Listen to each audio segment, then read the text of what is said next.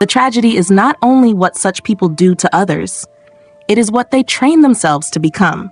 Every time a person uses advantage without conscience, they strengthen the most hollow part of themselves.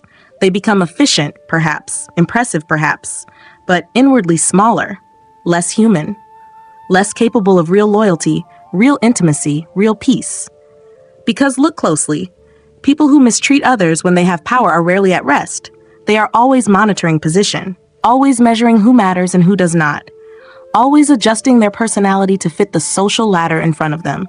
That is exhausting. That is why so many false people look composed but live in quiet fear. They know their image must be maintained because there is no deeper center holding it together. A mature person is different. A mature person does not become softer only when watched. They stay measured because they know power is a test, not a prize. They know that how they treat someone with less leverage says more about them than how they impress someone with more. So when you want to know who someone really is, do not study how they act around opportunity. Study how they act around vulnerability. That is where the truth usually lives. And then there is the third moment. In many ways, this is the deepest one. People reveal their true nature when keeping you no longer serves them. This is where years of confusion can suddenly become clear.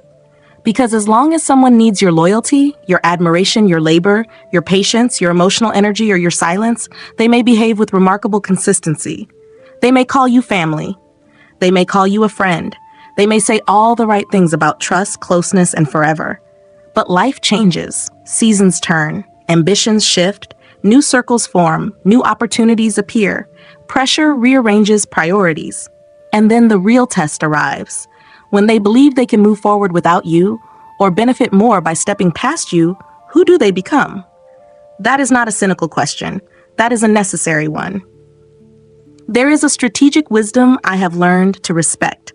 Some bonds are genuine, and some bonds are only temporary agreements disguised as emotion. You do not discover the difference during the season of mutual benefit. You discover it at the moment of divergence. Think about friendship. Two people grow close while their lives run side by side. The same work, the same neighborhood, the same struggle, the same loneliness, the same need. It feels real, and often some part of it is. But then one person rises faster, or marries, or gains access, or becomes useful to a different circle. Suddenly the warmth cools, messages shorten, invitations change. The old tenderness becomes intermittent. Not because time alone passed, it is because the relationship was more conditional than it seemed. This is where most people get it wrong. They think betrayal always arrives with a dramatic act. It often does not. Sometimes betrayal is simply the calm withdrawal of sincerity once the transaction is over. No fight, no confession, just a gradual reduction in care. And that reduction tells you everything. I once knew someone who used to call me late in the evening from a grocery store parking lot after work. We would talk for an hour at a time about everything. Career pressure, family burdens, the fear of choosing the wrong path, the loneliness that follows ambition when your life no longer matches the lives of people around you. There was a raw honesty in those conversations that made me believe the bond was solid. Later, their circumstances changed. Better role. Better money, new people around them. The kind of shift that makes a person feel they are finally entering the life they believed they deserved. I was happy for them, truly. But not long after, I noticed something subtle. They still reached out when they needed grounding, when they were uncertain, when they wanted to be understood. But whenever my own life grew heavy, whenever I needed the same presence they once asked from me, they became elusive, warm in words, absent in substance. That hurt. Not because people must always remain the same. They cannot. Life changes us, but because the imbalance exposed what the bond had quietly become. I had mistaken emotional access for mutual devotion. I had mistaken familiarity for depth. Look at reality for what it is. A fake person does not always leave when life gets hard.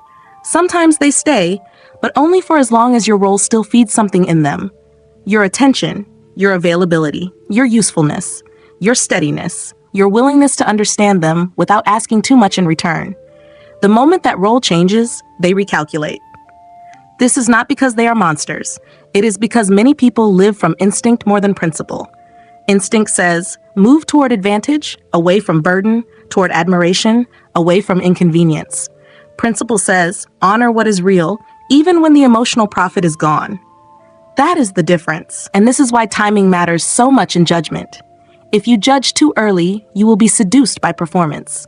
If you judge only by how someone behaves when they need you, you will misread dependence as love, flattery as respect, excitement as loyalty, and chemistry as trust. The real question is not who reaches for you when they are empty. The real question is who still honors you when your presence is no longer strategically useful to them. Do you see the turning point here? This is where philosophy comes down into ordinary life. Into marriage, where someone stops cherishing the person who carried them through the lean years once comfort arrives.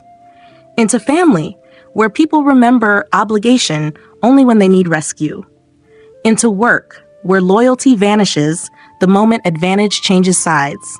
Into loneliness, where many people stay attached not because they value you, but because they fear being alone with themselves. And if you do not understand this, you will spend years trying to keep people who are only ever trying to use a season of your life. You will over-explain, over-give, overweight. You will call it patience, but it is often fear. Fear of admitting the bond was not what you hoped. Fear of releasing the image of a person you wanted to be true. That is not wisdom.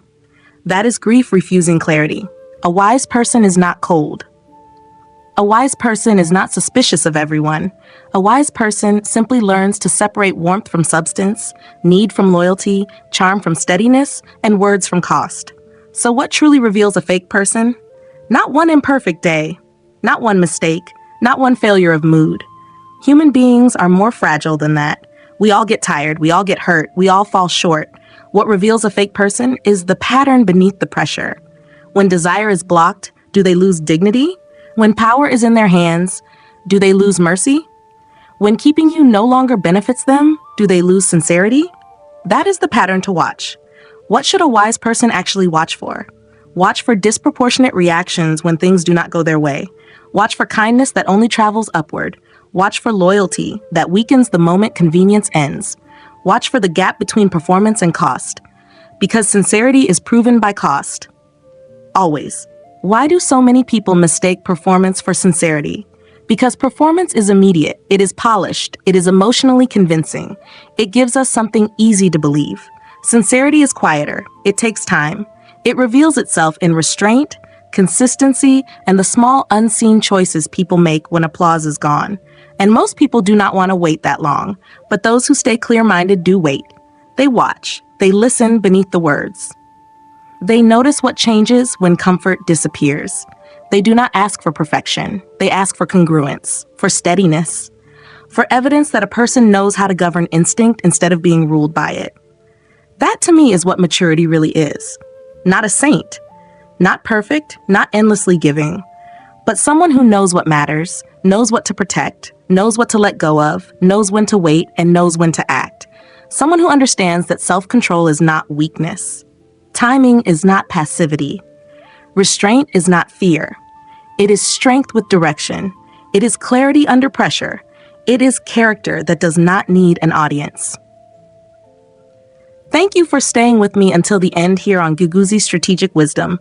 If this reflection spoke to something you have lived, subscribe if you have not already, share this video with someone who may need it, and leave a comment with your own thoughts or experience. Keep walking with us on this journey. I'm Sophia, the writer behind these videos. I'll see you in the next one.